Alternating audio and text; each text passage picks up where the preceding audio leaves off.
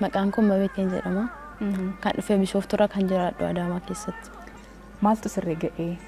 Jaalallaan fi yeroo duraadha. Akkuma bakkuma hojiittan jalqabee bakkuma hojiitti wal agarre. Hojii yeroo dura kan seeni ture. Innis bakka itti ani hojjedhu innis hojiin isaa bakkuma san ture. Kan akka inni natti himetti egaa wal barree akka inni natti himetti yeroo dura kan ni agare isatu na agare. Achi isaan na agare ijaan akka baddaa kanan walitti agarra ture waliin ijaan wal ilaalla. Bakka hojiin wal bira hojjennu balballi wal cinaadha. Inni fuulduraanis duubaan jira. Waliin baay'ee wal ilaalla. Akkasumatti jalqabamee ijumaan jalqabnee innis na dhiyaates na dubbisuu sodaachaa ture. Akka na ibsetti guyyuma duraa na arge guyyuma sana akka na jaalate natti hime ture. Akka mala kootiitaan nan koflaa nan taphadha. Akkasitti na agareetti akka na jaalate natti hime ture. Achi bakkuma hojii inni boqonnaa ture bakka hojii dhufee na bira taa'ee na taphatisee bilbila naan jedhee na gaafate anis dafee kennus hin barbaanne ture xiqqumatti qoosee achi bilbila koo fudhatee deeme achi wal bilbilla akka na jaalatu guma sanatti hime akkuma bilbila fudhatee deeme eemoodhaan naaf seenee ture achi eemoodhaan naaf seenee bareedduu koofii kee onni na raasee naan jedhee na ergee ture yeroo duraatiif eemoodhaan na ergee ture anis yeroo sanitti wanni ta'e natti dhaga'ame. Akkasitti jalqabnee bakka anis akka badaa kana isa jaaladhaa deeme innis akkasuma akka na jaalataa deeme garuu akka jaalala jalqabnee garuutti duuba koo beekuu hin dandeenye anis immoo duuba isaa beekuu hin dandeenye. Akka kooti taanaaf jaalalli yeroo duraadha jaalala sirriitti hin beeku wanta hunda sirratti hin bare anis akka badaa kana isa jaaladhe bakka isa wajjin jiraachuuf murteesse. Mee yeroo jaalalaa agamii waliin turtan erga wal bartanii agam? Amma ji'a 8ffaa keessa jirra. Ji'a 2ffaa waliin. Baruma 2012 wal bartanii jechuudha. Erga wal jaalattanii bultii ijaarrachuudhaaf fuulduratti waliin jiraachuudhaaf waan teessanii wal amansiistanii wajjin haasoftan jira? Lakki wanta kanarratti waliin hin haasofne. Keessa koo keessa jira garuu isa sodaachuuf isa gaafachuuf na sodaadha ture. Garuu ani ofii koo murteesseen ture. Anis akka badaa kan isa jaaladhee ture. Innis akkasuma kana jaalatu baay'ee natti himee jira. Anis akkasuma akka kootii ofii kootii murteessee jira. Garuu akkana jedhee isa hin gaafanne. Waliin hin dubbanne jechuudha. Kaayyoo sana wajjin jiraachuu barbaadammoo yeroo gabaabaaf moo yeroo dheeraaf kan jedhu hin gaafanne. Baay'ee bakka anis gaafiin achi taa'aa ture. Achi anis gaafadhe. Gaafannaan akka waadaa haadhaa qabu natti hime ture. Waadaa haadhaa qaba. Haati isaa sun kan dubartiin ishii filattee kan ishii jaalattee akka itti fuutu waadaa akka galsiiste natti hime. Ani yeroo sanis baay'ee rifadhe. Anis akkasuma nan jaaladhe innis akkuma na jaalatu natti himaa jira.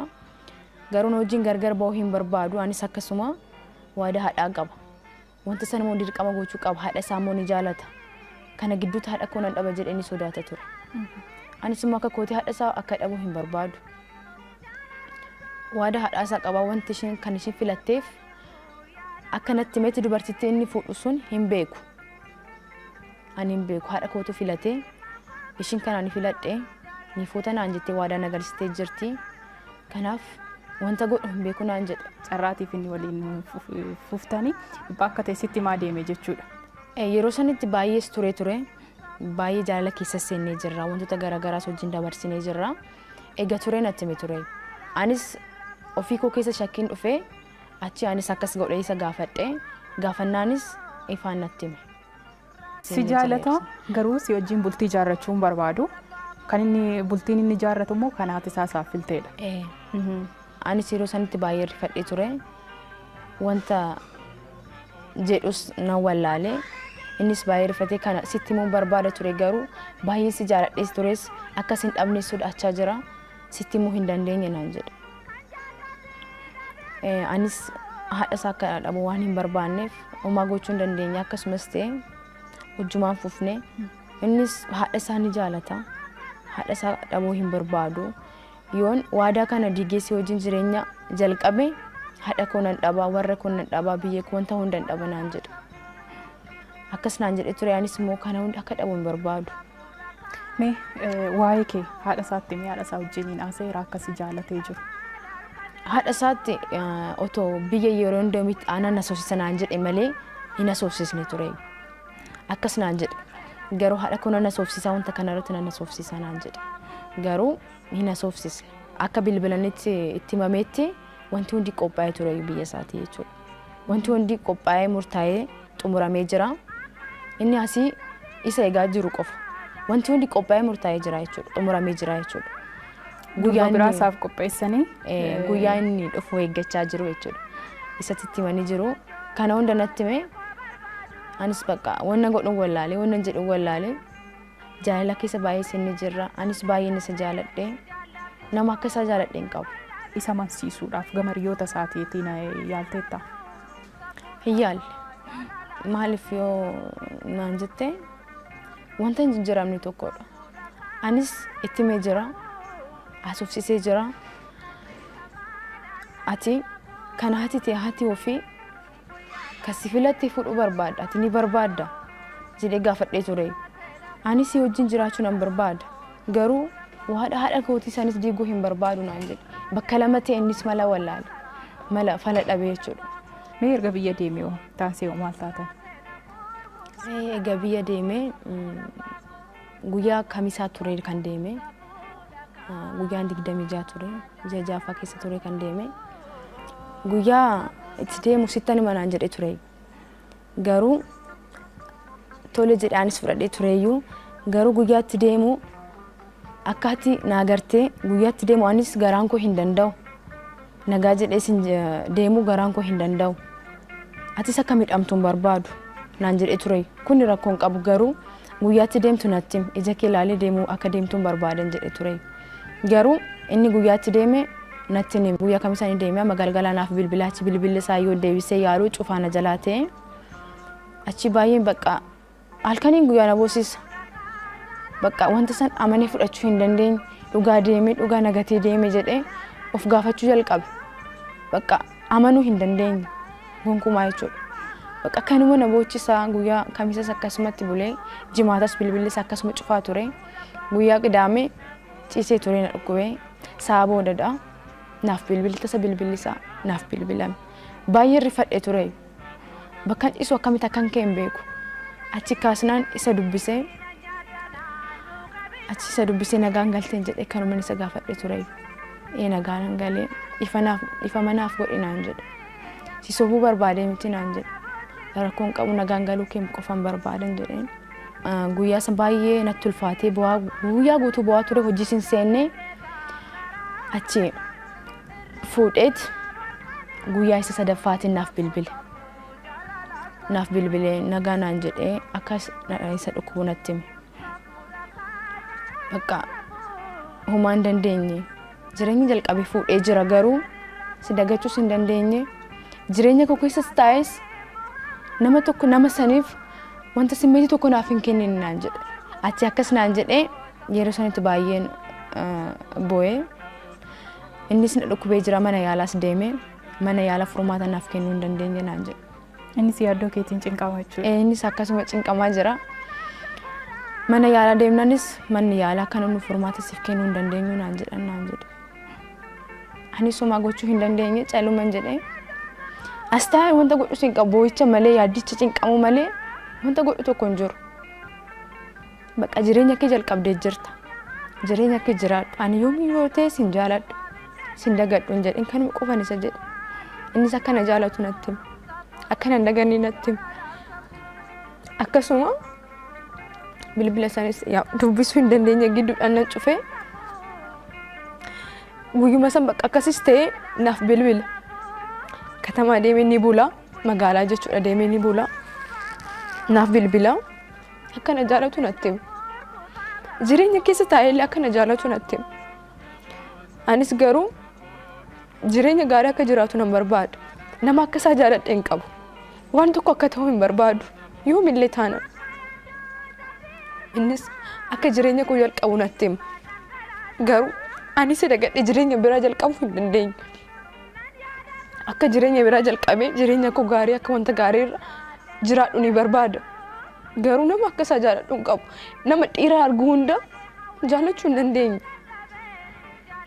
Nama akka isaatti jaaladhe waan hin qabaanneef dhiira hunda bira nama san nama tokko dhiira biraa yoo arge nama san keessa fuula isaa tan arga. Gonkumaa isa dagachuu hin dandeenye. Akkaan cinqabuu fi akkaan boonyi hin barbaadu. Gonkumaa hin barbaadu. Anis akkasuma garuu jireenya isaa dhuma jiraataa jiru gammachuun akka jiraatu nan barbaada. Yeroo guyyaa otoo hin deemin dura wal agarreet haadha kee akka dhabduu hin barbaadu. Wanta ishiin siin jette godhe. Garuu wanta sirraa barbaadu tokko yoo jiraate yoomillee ija koo biraa akka fagaattu hin barbaadu. Ija kee ilaalaa jiraachuu nan barbaadan jedhee. Kana qofan isarraa gaafadhe ture. Innis tole naan jedhe. Anis akkasumatti fudhadhe. Garuu homaa gochuun hin danda'amu kennaa Waaqa waan ta'eef yoomillee akka gammachuun jiraatu hin barbaada. Qophii yeroo jaalalaa kanarraa akkasin waa barattan abdii qabna. Egaa namoonni jaalala keessatti yoo isheen jaalatte maatiin ishee dhiibbaa irratti geessisuu danda'u, yoo inni jaalates maatiin isaa irratti dhiibbaa geessisuu danda'u. Yeroo ammaa kana egaa namoonni hedduun kan jaalatan wajjin jiraachuudhaaf dhiibbaa maatii irraan kan ka'e kan gargar ba'an namoonni hedduun jiraachuun ni maltu. Mee isinis egaa namoonni seenaa wal fakkaataa akkasii qabdan akkasumas seenaan keenya namoota birootiif barsiisaa ta'a kan jettan lakkoofsa bilbila keenyaatiin bilbiltanii of eeruu ni dandeessu. Seenaa nan qaba jettanii yoo nuuf eertan nuti bilbillee beellama isiniif ni qabna daawwattoota keenya. Egaa dhimma beet jaalala keessatti nama jaalatte kana argachuu hin dandeenye. Namni ishee jaalate kun immoo waadaa maatii isaatii galmaan ga'u nama maatiin isaaf filanitti deemee fuudheetidha kan inni jiru. Dhimma beet immoo yeroo ammaa kana ani isa jaaladheetidha kanan hin jiru. Namni biraa ani jaaladhu hin jiru namni biraa. Kanaafuu fedhii isaaf eegee ani immoo jaalala keessatti miidhamaan jira jechaatidha kan isheen jirtu. Mee ati ofii keetiif maalan balleessa jettee ofitti murteessita? Akka kootitti maal akka balleesse nama isaan duuba ofiisaa qorachuu hin dandeenye. Wanta nama sanii qorachuu hin dandeenye. Innis waa'ee koo hin qoranne garuu wanta isaa inni wanta duuba isaa hin qoranne waa'ee nama sanii beekuu hin dandeenye. Akkuma dafneef jaalala keessa seenne akkuma jaalala san keessa seenne hunda baay'ee wal jaalanne akkasis ta'e jaalala keessas taane garuu waa'ee nama sanii duuba sana ammallee hin qoranne qorachuu hin dandeenye. Asii hin jiraatu inni qobaasaas jiraata biyyi isaa kan biraa waan ta'eef waa'ee isaa wanta garaagaraa dhaga'uu hin dandeenye. Namiidha kan immoo wanta badaara nagaa jedhee hin yaadne ture. Akka maatiin isaa dhiibbaa irratti geessisan akkasumas immoo kan maatiin isaa isaaf filan jalqaba yeroo wal jaalattan sitti himamu erga jaalala keessa seentanii ati jaalala qabamuu kee beekee sitti hima. Egaa jaalala keessa seenne natti hima.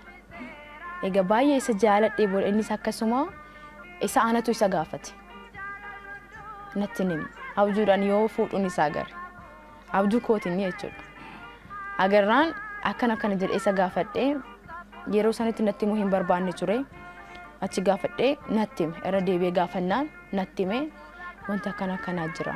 Waadaa haadha kootiin qaba. Haati koo akkana naan jettee jirti. Dubartii ani si filadhu. Dubartii ani jaaladhee fuuta naan jettee jirti. Kanan qaba. Kana sitti himu baay'een sodaadhaa ture. Atis jaalala keessa seentee jirta. Anis jaalala keessa seenee jira. Baay'ee na jaalatta, baay'een si jaaladha. Sis dhabuu hin barbaadu, haadha koos dhabuu hin barbaadu. Naan jedhu. Isarratti murteessoon. Maaliif yoo jedhe wanta sana waan beekuuf jechuudha. Namni garuu mucaan kun dhugaa akka si jaalatu taanaan, dhugaa akka si barbaadu taanaan si gatee hin deemu ture naan jedhan. Dhugaa si wajjin jiraachuu kan barbaadu taanaan akka kootitti akkasittis dhugaas na fudhadhee mucaan kun dhugaa kan na jaalatu taanaan dhugaa na wajjin kan jiraatu taanaan jaalaltii amma duwwaa nama geessisaa miti. Maaliif na gatee deema kan jedhus gaafiif natti taasisamu koo keessa. Yoo akkanattis dhufu lakki mucaan kun natti himee jira sababa isaa natti himee jira. Kana jira jedhee jira waan ta'eef maafan isatti murteessa. Akka nama biraattis yeroo tokko irratti akka agareetti hunda ni jaalatu. Yoo jaalattee dhirri yeroo gabaabaafis yeroo dheeraafis namni si barbaadu jira. Akkasis ta'e garuu egaa wanta barbaade tokko dhirri yoo sirraa argatee achi si dagachuu danda'a. Kun garuu akkasii hin goone. Otuma na jaalataa jirus otuma kana beekas jiru garuu bakka deeminarraa ani sin barbaadu bakka sin jaaladhu naan jedhee ofirraa nan darbin miidhuu hin barbaanne.